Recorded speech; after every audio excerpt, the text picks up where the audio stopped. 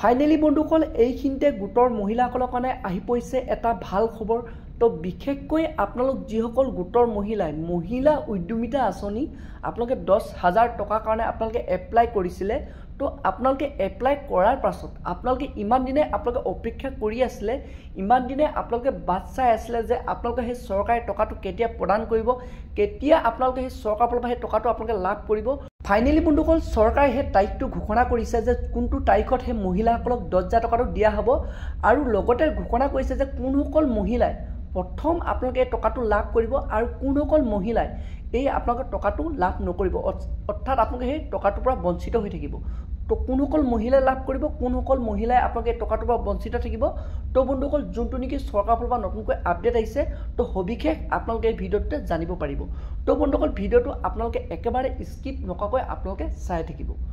তো এতিয়া বন্ধুসকল আপোনালোকক মই প্ৰথম জনাই আছোঁ যে যিসকল গোটৰ মহিলাই এই টকাটো লাভ কৰিব, তো কোনটো তাৰিখত আপোনালোকক সেই টকাটো দিয়া হ'ব। চৰকাৰৰ ফালৰ পৰা যোনটো নেকি নতুনকৈ আপডেট আহিছে, যোনটো নেকি চৰকাৰৰ ফালৰ পৰা নতুনকৈ ঘোষণা কৰিছে 7 অক্টোবৰত, তো আপোনালোকে সেই মহিলা উদ্যমিতা আঁচনি সেই টকাটো আপোনালোকে লাভ কৰিব। অৰ্থাৎ আপোনালোকে পূজা 2-3 দিনৰ আগত সেই টকাটো আপোনালোকে একাউণ্টত লাভ কৰিব। তো এইটো চৰকাৰৰ ফালৰ পৰা নতুনকৈ খবৰ আহিছে। আৰু বন্ধুসকল এতিয়া আপোনালোক কোনসকল লোকে প্ৰথম আপোনালোকে এই টকাটো লাভ কৰিব, তো কোনসকল লোকে লাভ কৰিব, কোনসকল লোকে আপোনালোকে এই টকাটোৰ পৰা আপোনালোকে বঞ্চিত থাকিব, অৰ্থাৎ আপোনালোকে নাপাব।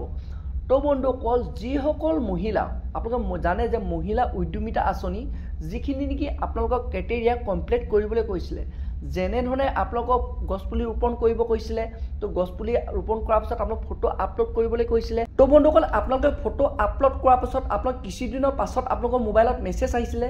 তো যিসকল লোকৰ আপোনালোকে গোটেইখিনি ক্ৰাইটেৰিয়া কমপ্লিট কৰিলে, তো ফটো আপলোড কৰিলে, গছপুলি ৰোপণ কৰিলে, তো তাৰ পৰা আপোনালোকৰ মোবাইলত মেছেজ আহিলে, তো সেইসকল মহিলাই প্ৰথম আপোনালোকে এই টকাটো লাভ কৰিব। তো সেইসকল মহিলাই আপোনালোকে আপোনাৰ 7 অক্টোবৰত সেই টকাটো চৰকাৰে প্ৰদান কৰিব।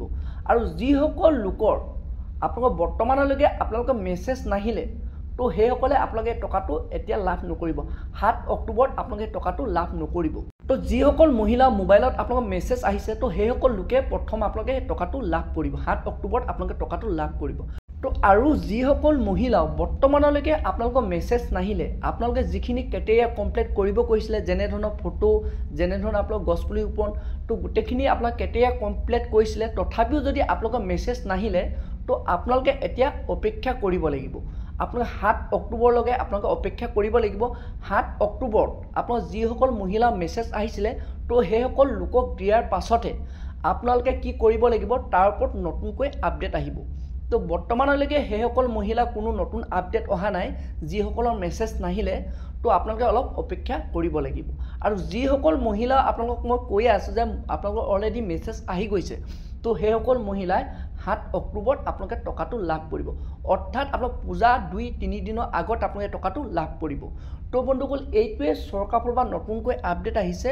তো বন্ধুসকল আজি ভিডিঅ'টো ইমানেই আছিল। আপোনালোকৰ এনেধৰণৰ যদি আপডেটবোৰ আপোনালোকে লাভ কৰিব বিচাৰে, এনেধৰণৰ যদি আপোনালোকে ইনফৰ্মেশ্যনবোৰ আপোনালোকৰ মোবাইলত জানিব বিচাৰে, তো চেনেলটো লাইক কৰিব, পাৰিলে আপোনালোকে ছাবস্ক্ৰাইব কৰি থ'ব। আৰু লগতে আপোনালোকৰ মোবাইলত থকা বেল আইকনটো অন কৰি থ'ব। যেতিয়া বন্ধুসকল চৰকাৰৰ ফালৰ পৰা এনেধৰণৰ আপডেটবোৰ আহে, তো প্ৰথমে আপোনালোকৰ মোবাইলত সেইবোৰ চাব পাৰিব। তো বন্ধুসকল আজি ভিডিঅ'টো ইমানতে ৰাখিছোঁ।